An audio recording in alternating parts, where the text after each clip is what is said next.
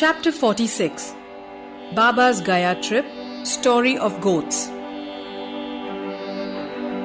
This chapter describes Shama's trip to Kashi, Prayag and Gaya, and how Baba, in the form of his portrait, was there ahead of him. It also describes Baba's reminiscences of the past birth of two goats. Preliminary. Blessed, O Sai, are your feet. Blessed is your remembrance and blessed is your darshan, which liberates us from the bond of karma. Though your form is invisible to us now, still if the devotees believe in you, they get living experiences from you. By an invisible and subtle thread, you draw your devotees from far and near to your feet and embrace them like a kind and loving mother. The devotees do not know where you are, but you so skillfully pull the wires that they ultimately realize you are behind them to help and support them. The intelligent, wise, and learned folk fall into the pit of the sansar on account of their egoism, but you save them by your power, the poor, simple and devout persons. Inwardly and invisibly, you play all the game, but show that you're not concerned with it. While you do things, but pose yourself as a non-doer. Nobody ever knows your life. Therefore, the best course is for us to surrender our body, speech and mind to your feet and always chant your name for destroying our sins. You fulfill the wishes of the devotees, and to those who are without any desire, you give bliss supreme. The chanting of your sweet name is the easiest sadhana for devotees. By this sadhana, our sins, rajas and tamas qualities will vanish. The sattva qualities and righteousness will gain predominance, and along with this, discrimination, dispassion and knowledge will follow. Then we shall abide in ourself and our Guru. This is what we call complete surrender to the Guru. The only sure sign of this is that our mind gets calm and peaceful. The greatness of this surrender, devotion and knowledge is unique.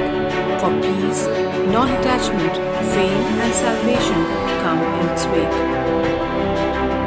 If Baba accepts a devotee, he follows him and stands by him, day and night at his home or abroad. Let the devotee go anywhere he likes. Baba is there ahead of him in some form or the other, in an inconceivable manner. The following story illustrates this. Gaya Trip. Some time after Kaka Sahib Dikshit was introduced to Sai Baba, he decided to perform the thread or the Upanayan ceremony of his eldest son Babu at Nagpur. At about the same time, Nana Sahib Chandorkar decided to perform the marriage ceremony of his eldest son at Gwalior. Both Dikshit and Chandorkar came to Shirdi and lovingly invited Baba for these functions. Baba asked them to take Shama as his representative. When he was pressed to come in person, Baba told them to take Shama with them and said, after doing Banaras and Prayag, we would be ahead of Shama. Now, mark these words, for they show Baba's all-pervasiveness. After taking the permission of Baba, Shama decided to go to Nagpur and Gwalior for these functions and then to Kashi, Prayag and Gaya. Appa Kote made up his mind to accompany him. They both first went to Nagpur for the thread ceremony. Kaka Sahib Dikshit gave Shama 200 rupees for his expenses. Then they went to Gwalior for the marriage ceremony. There, Nana Sahib Chandorkar gave Shama 100 rupees and his relative, Mr. Jatar, also gave him 100 rupees. Then Shama went to Kashi and then to Ayodhya. He was well received in Jatar's beautiful temple of Lakshmi Narayan at Kashi and in the Ram Mandir at Ayodhya by Jatar's manager. Shama and Kote stayed for 21 days in Ayodhya and 2 months in Kashi. Then they left for Gaya. In the train they felt a little uneasy on hearing that plague was prevailing in Gaya. At night, they alighted at Gaya station and stayed in the Dharmshala. In the morning, the Gaya Wala, the priest who arranges for the lodging and boarding of the pilgrims, came there said, "The pilgrims have already started. You better make haste." Shama casually asked him whether there was a plague in Gaya. "No," said the Gaya Wala. "Please come without any fear or anxiety and see for yourself." Then they went with him and stayed in his house, which was a big and spacious vada. Shama was pleased with the accommodation provided to him. But what pleased him most was the beautiful big portrait of Baba fixed in the central and front portion of the building. On seeing this portrait, Shama was overwhelmed with emotion. He remembered Baba's words, "After doing Kashi and Prayag, we would be ahead of Shama," and he burst into tears. His hair stood on end, his throat was choked, and he began to sob. The Gaya Wala thought he was afraid of plague prevailing there, and therefore was crying. But Shama inquired of him how he got Baba's portrait there. He replied that he had 200 or 300 agents working at Manmat and Puntambe for looking after the convenience of the pilgrims to Gaya, and from them he heard about Baba's fame. Then, about 12 years ago, he went to Shirdi and took Baba's darshan. There, he was attracted by Baba's portrait hung in Shama's house, and with Baba's permission, Shama gave it to him. This was the same portrait. Shama then remembered this incident. The Gaya Wala's joy knew no bounds when he learnt that the same Shama who obliged him before was his guest now. Then they both exchanged love and service and were most delighted and happy.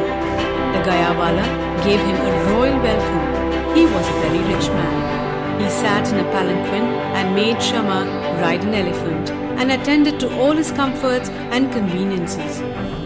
The moral of the story is that Baba's words came true to the letter, and unbounded was his love towards devotees. But leave this aside. He also loved all creatures equally, for he felt that he was one with them. The following story will illustrate this. 2 goats. Baba was once returning from Lendi when he saw a flock of goats. 2 of them attracted his attention. He went to them, caressed and fondled them, and bought them for 32 rupees. The devotees were surprised at his conduct. They thought that Baba was duped in the bargain, as the goats would fetch 2 rupees each, or at the most 3 or 4 rupees each, that is 8 rupees for both of them. They began to take Baba to task for this, but Baba kept calm and cool. Shama and Tatya Kote asked Baba for an explanation. He said he did not care to store money as he had no home or family to look after. He asked them to purchase at his cost 4 seers of dal and feed the goats. After this was done, Baba returned the goats to the owner of the flock and gave out the following story of the goats. "O Shama and Tatya, you think that I have been deceived in this bargain? No, listen to their story. In their former birth, they were human beings and had the good fortune to be with me and sit by my side. They were uterine brothers, loving each other initially, but later on they became enemies.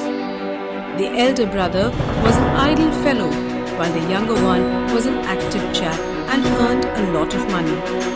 The former became greedy and jealous and wanted to kill his younger brother and take away his money. They forgot their fraternal relations and began to quarrel with each other. The elder brother resorted to many devices to kill his younger brother, but all his attempts failed. Thus, they became deadly enemies, and finally, on one occasion, the elder gave a deadly blow with a big stick on the latter's head, while the latter struck the former with an axe, with the result that both fell dead on the spot. As a result of their actions, they were both born as goats. As they passed by me, I at once recognized them. I remembered their past history. By taking pity on them, I wanted to feed them and give them rest and comfort. And for this reason, I spent all the money for which you blame me. As you did not like my bargain, I sent them back to their shepherd. Such was Sai's love for the goats. Bow to Sri Sai. Peace be to all.